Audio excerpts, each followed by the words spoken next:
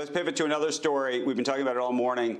Elon Musk and Tesla, Emily. I can't figure out what I'm supposed to think anymore. You know, you always say don't bet against Elon Musk. The man's a genius marketer, genius engineer. However, he's now calling himself the king. He's got a new title. He's got a new title for his CFO, a techno king. I don't know if he's trolling us. I'm not sure what to make of that. Meanwhile, there's now a lawsuit out there about his tweets from some shareholders, and there's news that unfortunately hundreds of Tesla workers had tested positive for COVID at those reopened plants over the last year. How should we be thinking about Mr. Musk in these times? How should we be thinking about Mr. Musk in any times, Andrew? I think that he always surprises us. This is not the first time that he's run into any trouble with what he's tweeting. We had some issues a couple years ago where he got dinged by the SEC for his tweets about the company and potential deals that it had. And he kind of likes to shock and surprise. So in some ways, I think this is normal behavior for him. But I think we've kind of gotten used to treating Tesla as its own unique company. That doesn't mean that it's not above the law. It doesn't mean that Elon Musk shouldn't be thinking about what he's tweeting. But, you know, he's always saying shocking and surprising things. Some of his investors love it. And then there are all the investors that are shorting the stock. So I think it continues with the story that we've seen from him.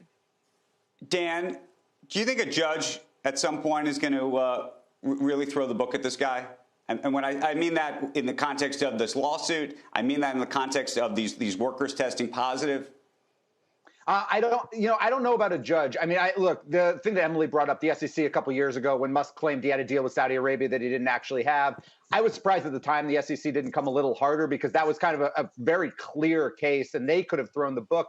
The COVID thing is interesting. The question would be if there was some sort of violation of safety protocols, if there was something he did that was illegal that actually caused real harm, and did anybody die, which I don't think we necessarily know.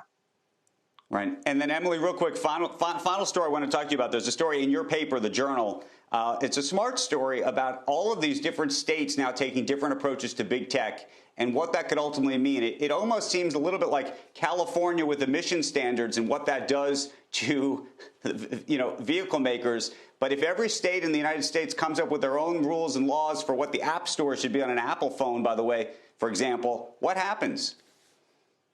Well, this is something that I think some in big tech were girding for, this idea that different states are going to come up with their own way of regulating big tech companies. And it's the next battle a lot of these companies have to fight with ones they're already struggling with. So we're seeing something similar to what we saw with big banks years ago, where states are now coming up with their own issues that they have, while the banks are also fighting federal arguments on another front.